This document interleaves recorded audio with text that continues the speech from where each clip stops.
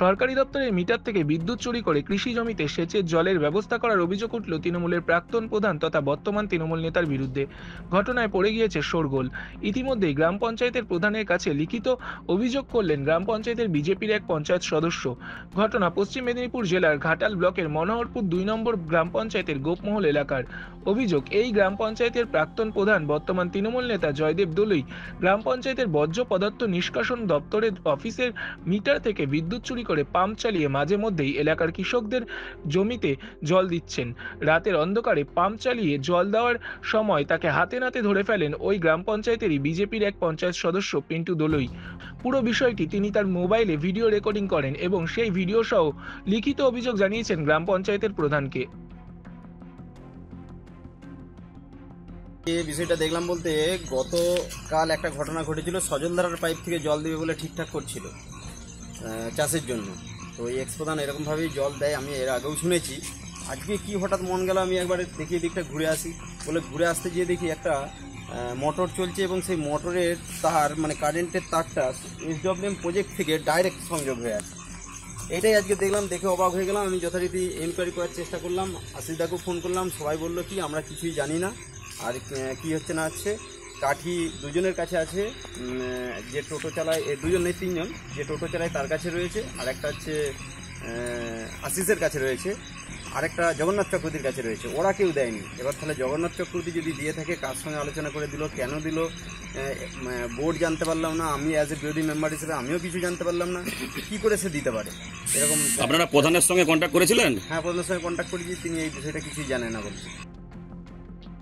অভিযুক্ত জয়দেববাবু জানান, তিনি বিষয়টি গ্রাম পঞ্চায়েতকে জানিয়েই অনুমতি নিয়েই করেছেন। তবে বিদ্যুৎ নিয়ে যে পাম্প চালিয়েছেন অভিযোগ স্বীকার করেছেন তিনি। অভিযোগটা সম্পূর্ণ মিথ্যা। আমি প্রায় 30 বছর আগে পর্যন্ত আমি ওই মাঠে খাল থেকে পাইপ থেকে সেচ সীমিত করা হয়, ধান চাষের জন্য জল দেওয়া হয়। বর্তমানে হঠাৎ মোটর খারাপ হওয়ার কারণে এলাকার চাষি ধান বাঁচানোর জন্য আমি ওই এলাকার পঞ্চায়েত সদস্য জগন্নাথ চক্রবর্তী এবং ওখানকার কমিটির সাথে আলোচনা করে একদিনের জন্য অস্থায়ীভাবে মিটার থেকে লাইন সংযোগ করে জল দিয়েছিলাম। যখন ওখানকার বিরোধী দলনেতা যখন অভিযোগ করেছিল, তার পরক্ষণে আমি ওখান থেকে লাইন খুলে দিই। বর্তমানে আমি একজন চাষিদের স্বার্থেই কাজটা করি। এই বিষয়ে ঘাটাল পঞ্চায়েত সমিতির সহসভাপতি তথা তৃণমূলের ঘাটাল সাংগঠনিক জেলার সাধারণ সম্পাদক বিকাশ কর ঘটনার সমর্থন না করলেও জয়দেববাবুর পাশে দাঁড়িয়েছেন এবং তিনি জয়দেববাবুর হয়েই বার্তা দিয়েছেন। মনোহরপুর 2 আমাদের ঘাটাল পঞ্চায়েত সমিতির অন্তর্গত একটি অঞ্চল। জয়দেব দলুই সেখানে প্রধান।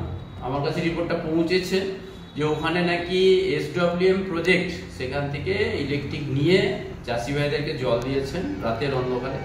আসলে জয়দেববাবু দীর্ঘদিন প্রধান ছিলেন, মানুষের জন্য কাজ করে একটা নেশা ওনার আর কি।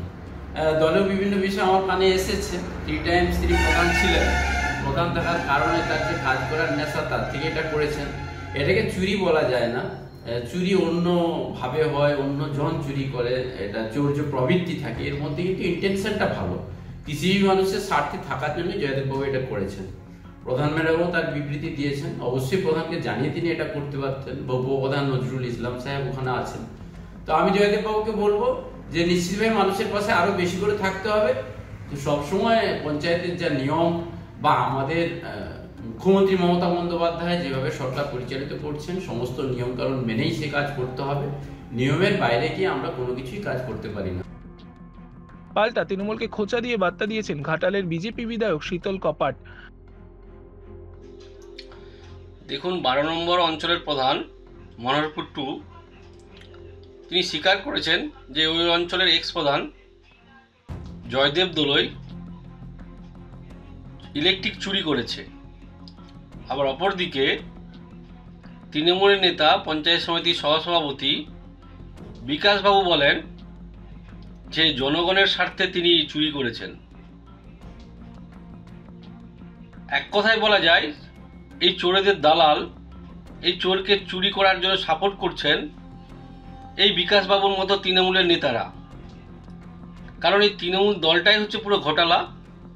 তৃণমূল মানে চোর, আর তৃণমূলের সঙ্গে যারা যুক্ত তারা বেশিরভাগই চোর।